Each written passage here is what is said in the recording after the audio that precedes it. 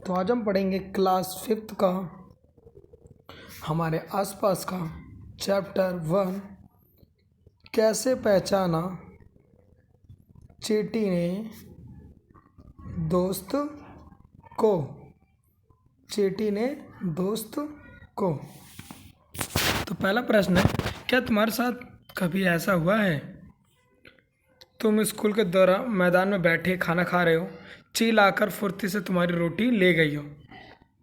मतलब कभी तुम मैदान में बैठ के खाना खा रहे हो और अचानक से एक पक्षी आके तुम्हारा खाना ले गई हो।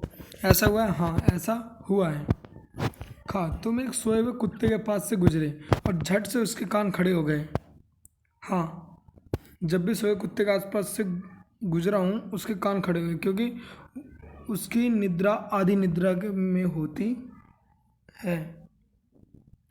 खाते समय तुमसे कुछ मीठा जमीन पर गिर गया और कुछ ही पल में वहाँ चींटियों का झुंड इकट्ठा हो गया है। हाँ, मीठा गिरते ही कुछ पल में ही वहाँ चींटियों का झुंड इकट्ठा हो जाता है। ऐसा इसलिए होता है क्योंकि जो मीठे का सुगंध है वो बहुत दूर तक चली आती है और चींटियों को उसकी महक के कारण वो उस तरफ आकर्षित हो जाते हैं। क्यों होता है ऐसा, ये सोच कर बताओ। जानवरों ऐसा क्यों होता है? जब जो उनकी सूंघने की क्षमता अच्छी होती है, देखने की, सुनने की और महसूस करने की शक्ति मनुष्यों से ज़्यादा होती है, इसलिए उनके साथ ऐसा होता है। इस चींटी को कैसे पता चला कि सामने वाली चींटियाँ दूसरी टोली की हैं? हर जानवर में एक विशेष तरह की गंध होती है। उनको अपने पास में पहचानने, अपने लोगों को पहचानने की उनमें क्षमता होती है अच्छी खासी। इस चींटी को पता चलेगा कि सामने वाली चींटी उसकी दूसरी टोली की है। पहरेदार ने चींटी को कैसे पहचाना? प्रश्न 2 था, पहरेदार चींटी ने इस चींटी को कैसे पहचाना? उत्तर, पहरेदार चींटी ने एक विशेष प्रकार की गंध के कारण इस चींटी को पहचाना। अगला प्रश्न है, करके देखो और लिखो। चीनी के कुछ दाने डालो, गुड़ या कोई मीठी चीज जमीन पर रखो, अब इंतजार करो चींटियों के आने का। अब देखो प्रश्न, चींटी कितनी देर में आई? हमें आपको लिखना पड़ेगा आपको। कुछ ही पल में वहाँ चींटियों का झुंड इकट्ठा हो गया, यानी कितनी देर में, कितने समय जब आपने मिठाई गिराई थी उस समय क्या था? क्या सबसे पहले एक चींटी आई यो सारा झुंड इकट्ठा आया? पहले एक चींटी आती है कि पूरा झुंड आता है? सबसे पहले एक चींटी आई, फिर धीरे धीरे सारा झुंड आया। प्रश्न 3, चींटियाँ खाने की चीज़ का क्या करती हैं? उत्तर, चींटियाँ खाने की चीज़ों को अपने बिल में जमा करती हैं और उसको बाद में खाने के लिए इस्तेमाल करती हैं। प्रश्न 4, वे उस जगह से कहाँ जाती हैं? उत्तर, वे उस जगह से अपने बिल में जाती हैं, यानी अगर कहीं पे मिठाई है गिरी है तो वहाँ से मिठाई लेकर वो अपने बिल तक जाती हैं। प्रश्न 5, क्या वे एक दूसरे के पीछे कतार में चलती हैं? हाँ, वे एक दूसरे के पीछे कतार में चलती हैं। प्रश्न संख्या 3 का है, अब ध्यान से बिना किसी चींटी को नुकसान पहुंचाए उस कतार के बीच में पेंसिल से कुछ दूर चींटी का रास्ता रोको। देखो अब चींटियाँ कैसे चलती हैं। चींटियाँ पेंसिल पर चढ़कर अपना रास्ता बना लेती है। प्रश्न 2, क्या अब बता सकते हो जब तुम पेंसिल से चींटियों का रास्ता रोका तब उनके ऐसे व्यवहार का क्या कारण था? उत्तर, क्योंकि वो एक दूसरे के सुगंध से एक दूसरे के पीछे पीछे वो चलती है। जब इन पर कुछ गंध छोड़ते हैं जिससे सूंघ कर पीछे आने वाली चींटियों का रास्ता मिल जाता है, जब हम चींटियों का रास्ता रोकते तो इसी कारण वो ऐसा व्यवहार करती हैं। क्या तुम कभी मच्छरों से परेशान हुए हो? सोचो उन्हें कैसे पता चला होगा कि तुम कहाँ क्यों। हाँ, मच्छर हमारे शरीर की गंध तथा शरीर की गर्मी से हमें ढूंढ लेते हैं। एनसीईआरटी की पृष्ठ संख्या 4 का प्रश्न है, हम कुत्तों के सूंघने की शक्ति का इस्तेमाल कहाँ कहाँ करते हैं? उत्तर, हम चोर पकड़ने में, बम ढूंढने में और खोया हुआ सामान ढूंढने में उनकी मदद लेते हैं। कुत्ते के सूंघने की शक्ति का इस्तेमाल करता है, यानी कुत्तों में 6 सेंस होती है। प्रश्न 2, किन किन मौक़ों पर तुम्हारी सूंघने की शक्ति तुम्हारे काम आती है? सूची बनाओ। जैसे कभी कुछ जल गया हो तब, उदाहरण खाने की गंध से खराब होने की पता चलना, किस चीज़ के जलने का, या फिर हमें जब कोई घर पे हलवा बन रहा हो गाजर का तो हमें महक पता चल जाती है। फिर जलने का, फूल की खुशबू, स्वादिष्ट भोजन की गंध सुगंध, इत्र की खुशबू, रसोई में गैस का रिसाव, यानी रसोई में गैस चला के आ जाऊं, पता ना चले उसकी बदबू हमें पता चल रही, कचरे की बदबू इत्यादि। प्रश्न थर्ड, तुम बिना देखे कितने जानवर की उनकी गंध से पहचान सकते हो? उनके नाम लिखो। उत्तर, मैं कुछ जानवर को बिना देखे उनकी गंध से पहचान सकता हूँ, जैसे कुत्ता। प्रश्न चार, किन्हीं 5 ऐसी चीज़ों के नाम लिखो जिनकी गंध तुम्हें अच्छी लगती हो। किन्हीं 5 ऐसी चीज़ों का नाम लिखो जिनकी गंध तुम्हें अच्छी नहीं लगती। यानी कुछ ऐसी चीज़ें जिनकी हमें सुगंध गंध अच्छी लगती है और जिनकी गंध हमें अच्छी नहीं लगती है। जैसे फूलों की हमें अच्छी लगती है, कचरे की नहीं लगती। खाने की सुगंध हमें अच्छी लगती है लेकिन गोबर की नहीं। इत्र की हमें अच्छी लगती है लेकिन नाले में जो बदबू आती है उसकी अच्छी लगती है नहीं। अगरबत्ती की, धूप बत्ती की इनकी हमें अच्छी लगती है। सड़ी हुई मछली बहुत गंदी लगती है। ताज़ी हवा की इत्यादि। क्या तुम्हारे सभी साथियों के उत्तर एक से हैं? हाँ, हमारे सभी साथियों के उत्तर एक जैसे हैं। अब प्रश्न उत्तर है प्रश्न संख्या 5 का। क्या तुम अपने घर के लोगों के कपड़े सूंघकर बता सकते हो कि कपड़े किसके हैं? किन्हीं 2 लोगों के कपड़े सूंघकर पहचानो। नहीं, मैं अपने परिवार के सदस्य कपड़े सूंघकर नहीं पहचान सकता। सोचो और चर्चा करो। प्रश्न 1, सुशीला ने अपनी बेटी की पोटी साफ करते समय मुंह नहीं बका, लेकिन दीपक की पोटी करते समय उसने मुंह बक लिया। ऐसा क्यों?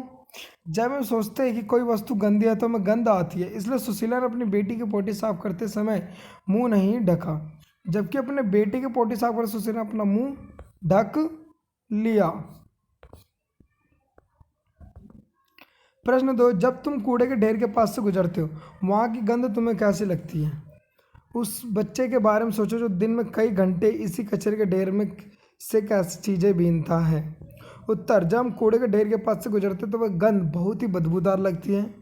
जो बच्चा कूड़े के ढेर से चीज़ें बीनता है उसका दिमाग उस गंध का अभ्यस्त हो जाता है, यानी बार बार प्रयास के कारण उसे उस गंध की महक नहीं पता चलती, जिससे उसे वहाँ पर रहने में दिक्कत नहीं होती है। प्रश्न 4, क्या गंध का अच्छा या बुरा होना सभी के लिए एक जैसा ही होता है या इस पर हमारी सोच का असर भी पड़ता है? उत्तर, अच्छा गंध सभी को अच्छा लगता है तथा खराब गंध सभी को खराब लगता है, परंतु सोच का भी असर गंध पर पड़ता है। अगर आपकी सोच अच्छी होगी तो अच्छा लगेगा, गंदी सोच घटिया सोच रखोगे तो वो घटिया ही होगा यानी गंदा ही होगा। किसी ऐसे पक्षी का नाम लिखो जिसकी आंखें सामने की तरफ होती है। उल्लू। ऐसे कुछ पक्षियों के नाम लिखो जिनकी आंखें सिर के दोनों तरफ होती हैं।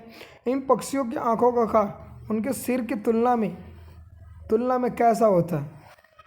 कौवा, कबूतर, चील तथा गौरैया की आंखें सिर के दोनों तरफ होती हैं। इनकी आंखें सिर की तुलना में बहुत छोटी होती हैं।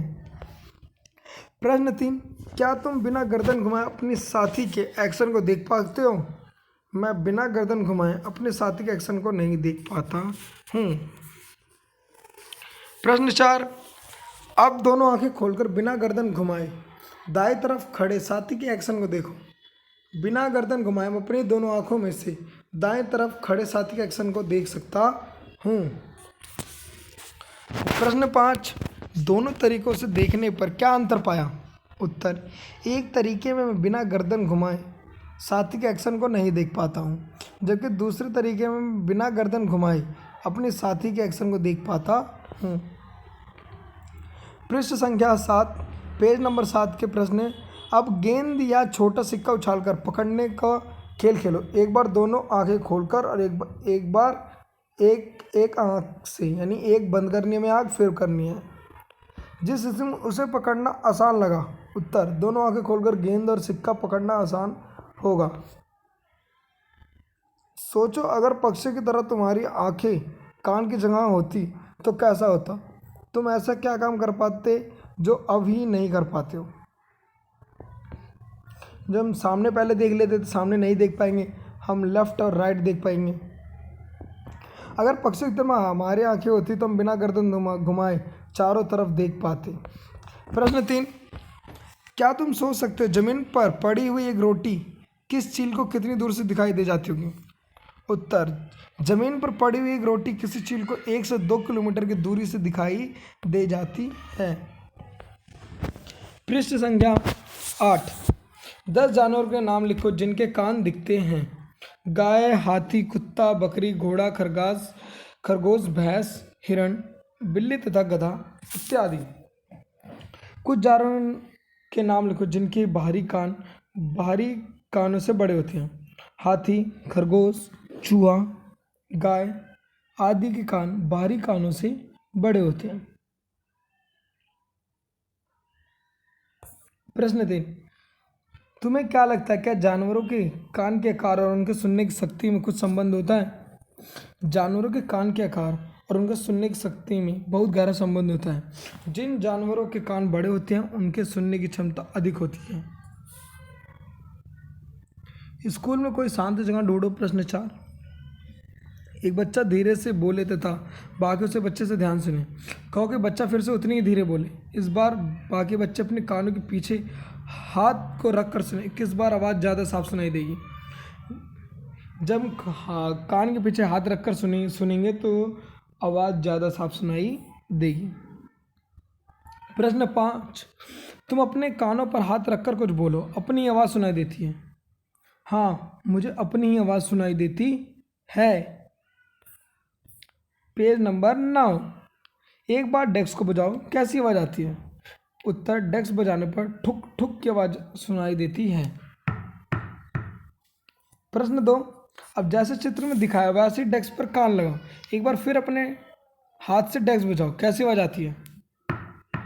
इस बार कैसी आवाज़ आएगी? हमें जैसे लगेगा कि कोई साउंड बज रहा है, कोई ढोल बज रहा हो। डेस्क पर कान लगाकर डेस्क बजाने पर आवाज़ ज़ोर से सुनाई देती है। कान में हमारे वो आवाज़ बहुत तेज जाती है क्योंकि हम एक कान से सुन रहे हैं। प्रश्न 10। क्या तुम कुछ जानवरों की आवाज़ें समझ सकते हो? किस किस की? मैं किसी भी जानवर की आवाज़ नहीं समझ सकता। प्रश्न 2। क्या कुछ जानवर तुम्हारी भाषा भी समझ सकते हैं? कौन कौन से? हाँ, केवल कुछ पालतू जानवर ही हमारी भाषा समझ सकते हैं, जैसे कुत्ता, बंदर, तोता। क्या तुमने कभी ध्यान दिया है कि सर्दियों के दिनों में अचानक ही छिपकलियाँ कहीं गुम हो जाती हैं? सोचो वे ऐसा क्यों करती होंगी। हाँ, मैंने ध्यान दिया है, सर्दियों में अचानक छिपकलियाँ गुम हो जाती हैं। वे लंबी गहरी नींद में चली जाती हैं। Page number 11। चित्र में कुछ जानवरों के सोने का समय दिखाया गया है। हर चित्र के नीचे लिखे जानवर एक दिन में कितने घंटे सोते हैं? गाय 4 घंटे, अजगर 18 घंटे, जिराफ 2 घंटे, बिल्ली 12 घंटे। कौन से जानवर कितने घंटे सोते हैं इनके बारे में लिखा हुआ है। अपने आसपास को देखकर क्या तुम्हारे मन में कुछ प्रश्न उठते हैं? कौन सी? कोई 10 प्रश्न बनाओ और लिखो। हाँ, हमारे आसपास जानवरों को देखकर हमारे मन में बहुत सारे प्रश्न उठते हैं जो निम्नलिखित हैं। पहला, क्या जानवर आपस में बात करते हैं? दूसरा, क्या वे हमारी भाषा समझ सकते हैं? क्या वे रात में क्या करते हैं? क्या वे रंगों को पहचानते हैं? वे अपने भोजन को कैसे पहचानते हैं? वे अपने दुश्मनों को कैसे पहचानते हैं? वे दर्द महसूस करते हैं कि नहीं? वे अपने बच्चों को प्यार करते हैं कि नहीं? वे अपना दोस्त कैसे बनाते हैं? जब उनके बच्चे घायल होते हैं तो वे क्या करते हैं? Thanks for watching my video. Like, comment and share and subscribe my channel.